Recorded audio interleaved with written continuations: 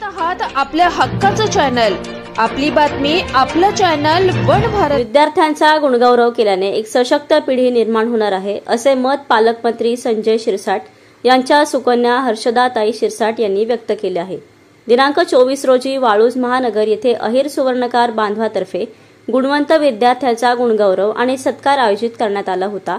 त्या प्रसंगी त्या बोलत होत्या। त्या पुढे म्हणाल्या की विद्यार्थ्यांचा गुणगौरव करणे म्हणजे त्यांच्या पाठीवर कौतुकाची थाप देणे आहे आणि कौतुकाची थाप जर विद्यार्थ्यांच्या पाठीवर पडली तर निश्चितच ते विद्यार्थी यशाचे शिखर गाठल्याशिवाय राहणार नाही, असेही या प्रसंगी त्या म्हणाल्या। कार्यक्रमाचे प्रमुख पाहुणे म्हणून प्रदीप विसपुते, राजेंद्र मोरे, सुनील काळ होते। तर या प्रसंगी योगेश घोडके, संतोष वानखेडे, प्रशांत सोनार, प्रफुल्ल भामरे, सागर विसपुते, मधुकर दांडगव्हाळ, विठ्ठल अहिरराव, संतोष मैन, किशोर सोनार, गणेश सोनवणे, कृष्णा विखाणकर, मीनाक्षी विखणकर, कविता दंडगव्हाळ, सार्थक दंडगव्हाळ, केंद्र प्रमुख भास्कर वागुल, संगीता चोपडकर, वैशाली मंगल दाभाडे आदी उपस्थित होते। आप्पासाहेब वंजारे, जिल्हा प्रतिनिधी, छत्रपती संभाजीनगर, औरंगाबाद।